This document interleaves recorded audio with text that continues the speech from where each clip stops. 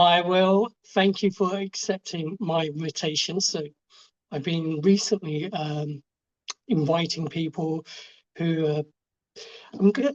I think I called it powerful creators. I can't even remember the series name. But anyway, it was when we had that conversation last week about the study group that you created. I thought, man, this would be like an interesting conversation to have, especially to learn about that and what you're going to be sort of creating on there. So, what would be cool is if you could give us a bit of a flavor. Oh, yeah, by the way, the study group that you created was Crazy Good by Steve Chandler. Um, can you give us a bit of a flavor on what the study group was like? Because Mm. people that who've been on my sort of study group, mine are like, hey, look, we've got this great book. Come on in, share us your insights and, you know, share your wisdom, what action you're going to be taking from it, because, you know, that might be something would apply to someone else. Like my wisdom stick might be also your wisdom stick as well. So that's like how I did it. But I'm curious to find out how you did it and what it was like. Mm, mm. Yeah, awesome. Awesome, man. Yeah, let's get into it. Um, so where do I begin? I knew that I wanted to run it as a closed group of participants, so that it kind of ran like a program, effectively. I did that first book club pro bono. For me, it was very much a playground to get experience with running groups. Um,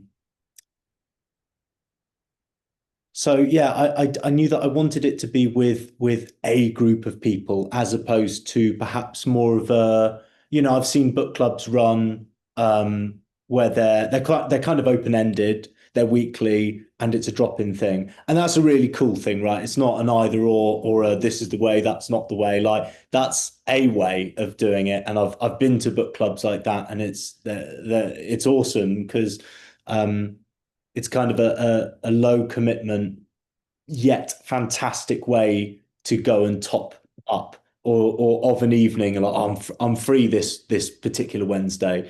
Yeah, I'm gonna go. And I know that I'm gonna have some great conversations. I'm gonna walk away with something. But yeah, I definitely, I'm fascinated by group work.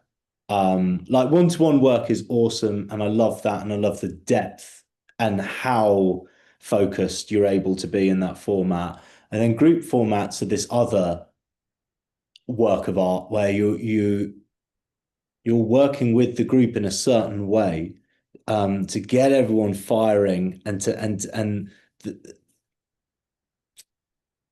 building relationships with each other and so there's this weird touch or like this weird balance where yes you're facilitating it and you're working the group and you're also not at all if you see what I mean Mm. the group is working itself and that's really really cool.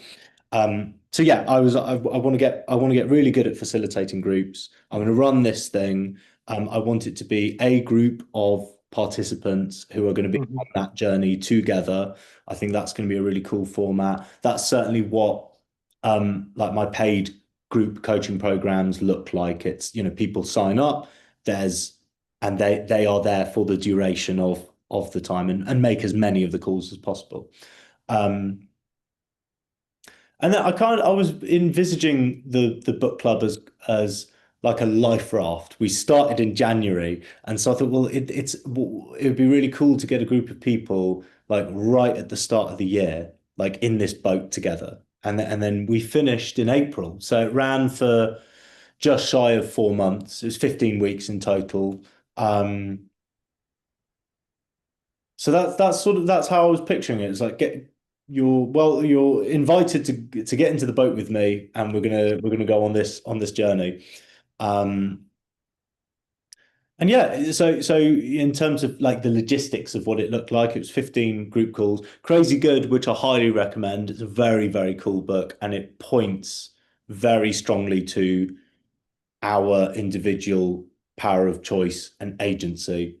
Um, Mm, the whole book, is 15 sections, 15 chapters, and each one of those chapters is a different distinction or a choice, something versus something else. Like serving versus pleasing, agreement versus expectation, testing versus trusting, etc. Really, really cool. Um, when I first read the book, there were many like eyes wide open moments, like shit, that's something in me has been wanting someone to say that to me in that way. mm, It's almost like I've been waiting my whole life to hear that thing. I'm like, stuff like you don't need to have belief in place before you take action. It's like mm. that shatters a paradigm immediately. So that's where it was like, yeah, I want this this stuff to be known by people and to go deep on this. So each week, for those 15 weeks, we looked at one distinction per week. And people would read that distinction in their own time in the lead up to that call. And in that call, we wouldn't read from the book. People would highlight quotes and they'd bring quotes in, but like we're not sitting there reading together. That 90-minute group call is sharing time. It's sharing and really it's integrating. That's the thing Mm, that I really like about study groups and book clubs is like, mm.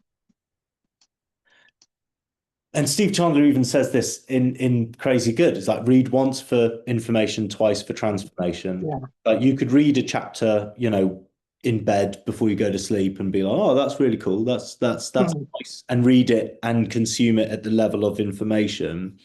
But the transformation, like don't get me wrong, it can happen from reading a bit and going, mm.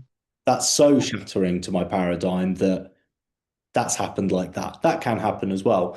Um, and then I would say even for those moments, like it's the integration that's important. It's what Yeah. you do with it, or like I don't know what you start to notice in yourself. You start to notice the choice in your daily life. You start to notice where you're coming from or what energy you're in.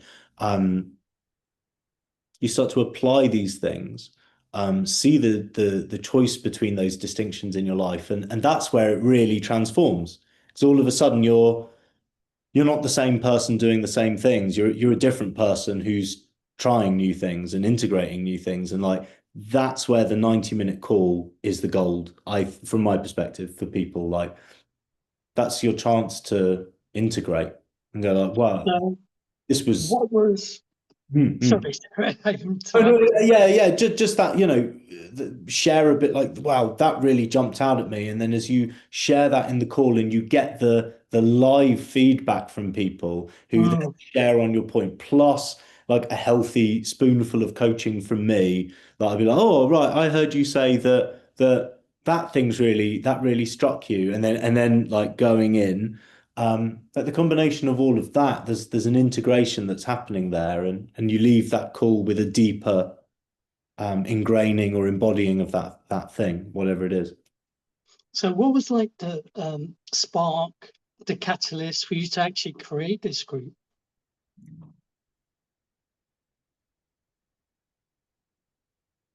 I think it was probably twofold.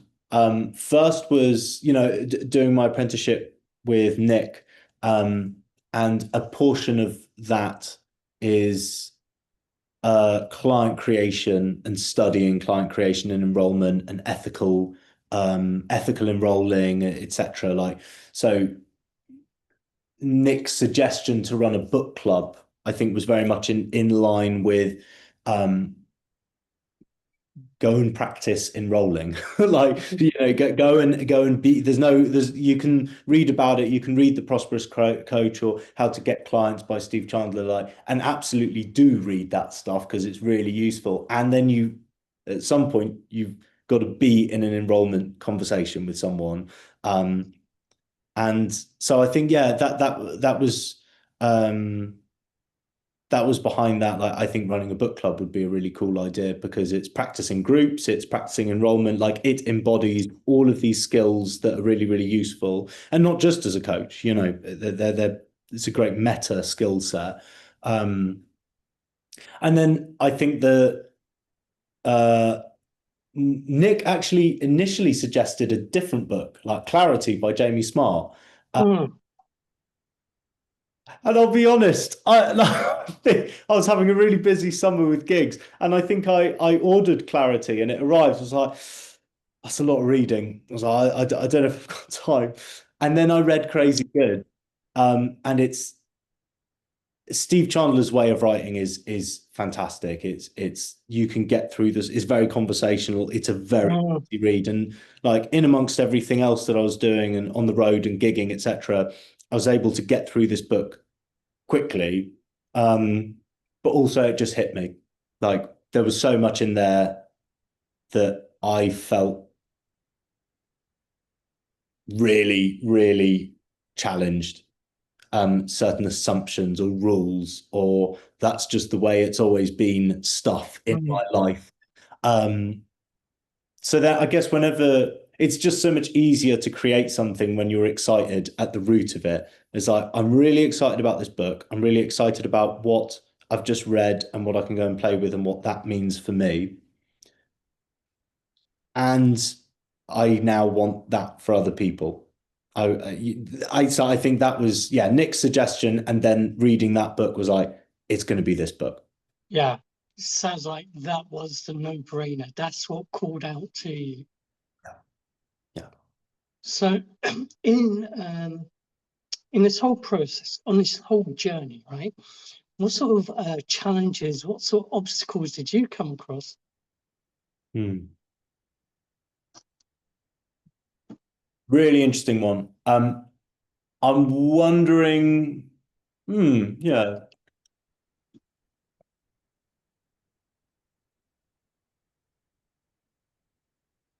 Right. Okay. There's one. Call number one of the Crazy Good Book Club. I was so nervous before running the call. And like reading through the first chapter, like, oh, I've got to like kind of the energy of like preparing for an exam. Um, like GCSE chemistry or something, where you're just like reading it on the morning of the exam, trying to stuff it in. I remember that. I remember ripping that book up in frustration before the exam. I was like, no, that's it. I accept my fate. I'm not, I'm doomed in this exam. There was that kind of energy, and then it's like, right, this is there's like a gotta get this right thing. I'm in this kind of pre-exam energy.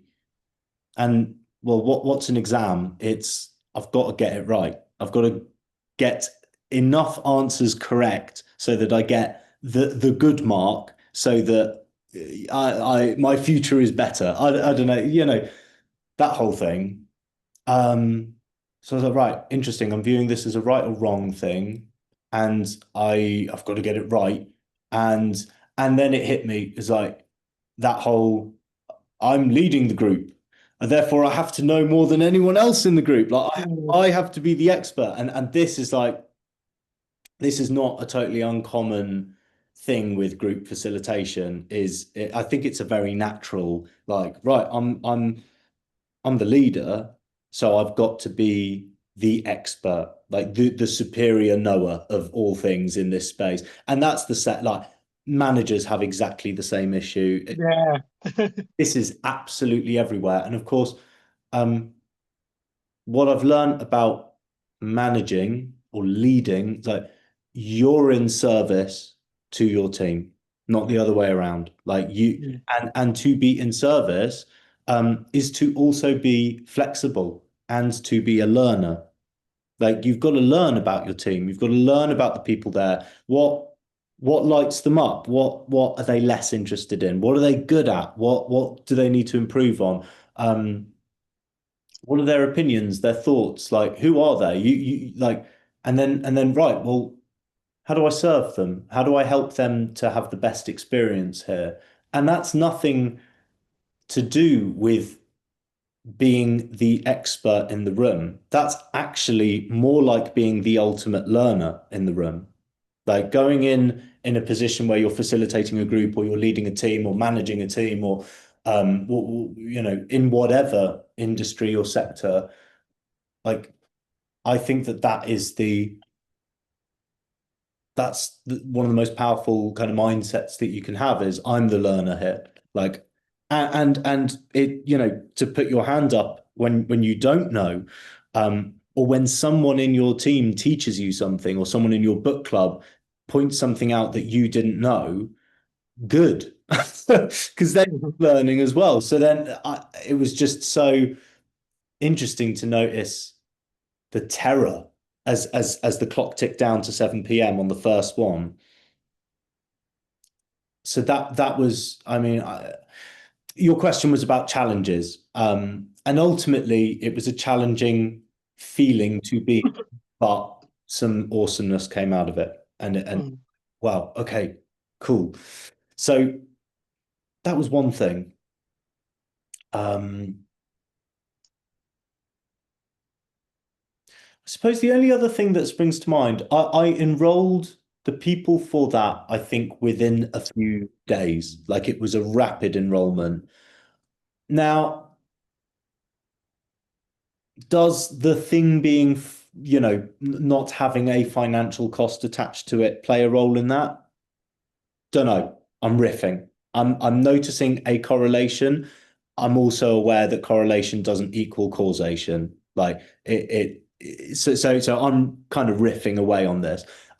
This time around, going into the Power of Systems book club and beginning in September, the enrollment was noticeably slower. Um, and yeah, I'm charging a fee for this one. What I think is ultimately still a low fee. But yeah, for that, therefore, some of the conversations I've had, that's been enough of a barrier to entry. Where it's Mm. like it'd be cool if it was a drop-in kind of thing, or I don't know if I want to do the full 15 weeks, or I'm not sure I want to spend that money. And then okay, well, that's why I'm saying there's a correlation rather than a causation. Then it's back to the okay, where are my enrollment skills at? Mm. Am I rushing through things? Am I um, trying to sell a concept rather than an experience? Am I going, here are the logistics of the book club rather than why are we in this conversation?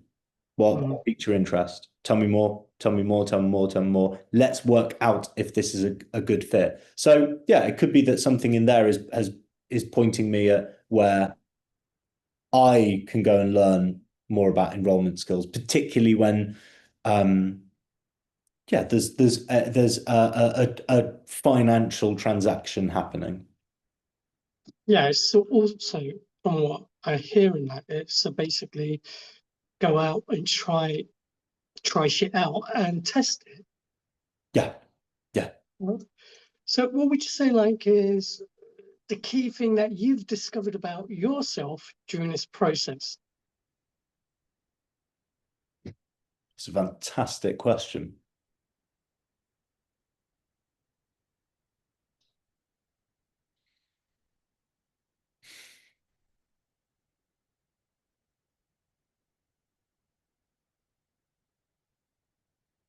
Life is more fun and shit happens the more you experiment and the more you play with a thing. Mm, yeah. And I have been what I would describe as a rigid person or and must figure out every single step and then hit record, hit play and then execute said perfectly thought out strategy. It's all got to be in place, blah blah blah blah blah. um it's got to be right. It's Mm, more important to be right as opposed to free to be wrong. and there's a very different energy. Like my coach Nick Bettini and myself, like the last couple of weeks, we've been riffing on free from versus free to, and that Mm, free to energy is huge. Like that's been one of the big shifts recently. Like um, so free that I'm free to fuck up. Basically, I'm free to yeah. mess things up. I'm free to play with it. I'm free to experiment. I'm free to be wrong. Whatever it is. And what I'm referring to there is the book club. I put the calls in my diary and I put some systems around it. The Crazy Good Book Club. Put some systems around it. Um, but a few weeks in, I started to play with it. I started to play like it was a playground, and I ended up experimenting with some open calls, which I've never done before. I thought like, okay, it would be cool to meet new people, kind of like top of the funnel kind of stuff. Like not even people that will, become clients. I'm not attached to that outcome, but yeah, it's good to have some kind of system in any business where you are meeting people, especially if your business is based on direct human to human contact and relationships. Like, yeah, that's going to be a cool thing. Like, all right. So what if I read something from Steve Chandler in How to Get Clients about the referrer triangle. I was like, that's fascinating. That's my biggest takeaway from that book. So, oh, I could run an open call, and the idea from that was born out of just momentary inspiration, stuff that could never have been thought of from the position I was in when I was initially planning it. So there's like an openness to the unexpected that I'm discovering in myself. Um, like reading serving versus pleasing, like that call's coming up. Like man, more people need to know about this. That distinction alone will change your life and the way you relate with people. I'm going to run an open call. So 8 participants, and I'll cap the open call at 15. And then I thought, right, refer a triangle. Well, I'll create I'll create referrals with each of the 8 participants. And then I ran an experiment basically for a couple of weeks, and I filled that open call via experimenting with this referral triangle Mhm. and being open to this wasn't in the plan, but it's feeling great. I'm excited by this new idea, so I'm going to follow it. Um, that's a new way of being, and I've been that before, but yeah, I acknowledge my previous tendency to lean into rigid structures. And no, this is the plan and we're sticking to it, as opposed to improvising. And Mm, well, I've had an idea. Let's see what happens. yeah, Yeah. go with it. Yeah. And if there's one thing you'd like to leave with people, be it about the study group, the process, or anything, what would you love to leave them with?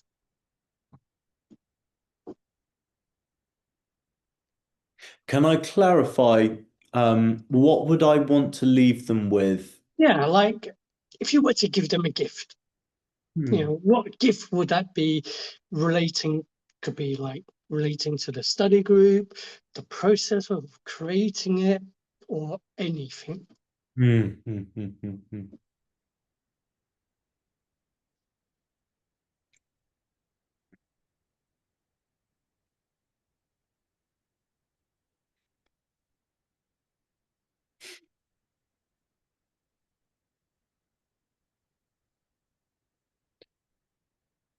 This is splitting into two for me. What one Oh, but they're not at the same time. I was about to say, okay, for anyone out there who is wanting to create something like this, or they're looking in the direction of some kind of group thing, whatever it looks like, a beta test program or a paid group program or a retreat or a study group, a book club, whatever it looks like.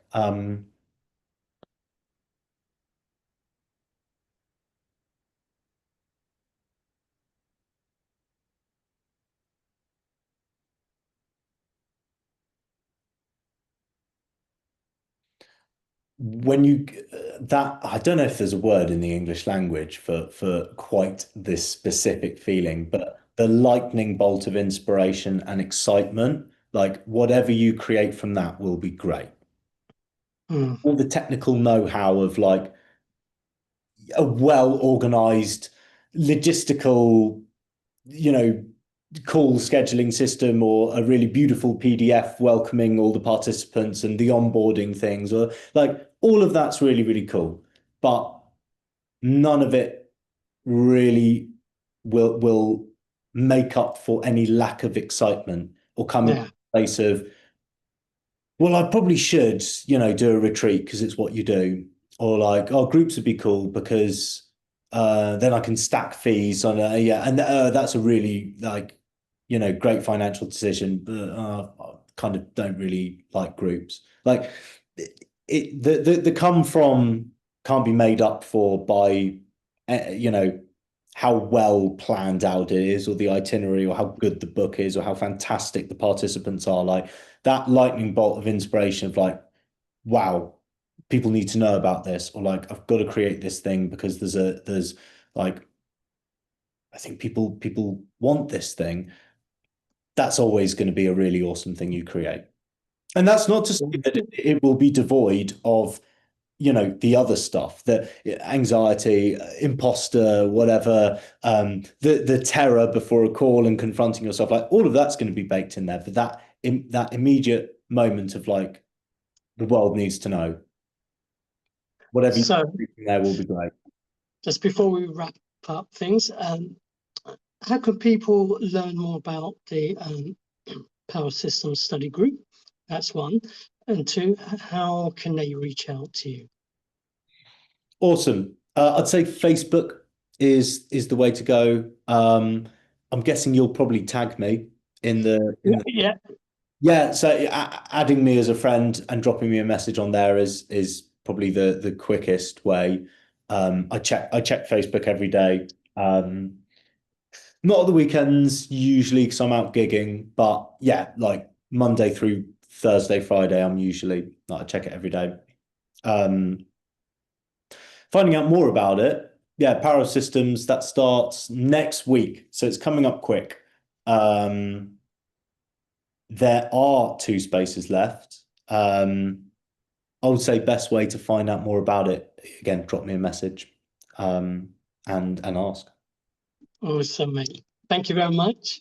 Thank you. And I'll speak to you soon. Thank you.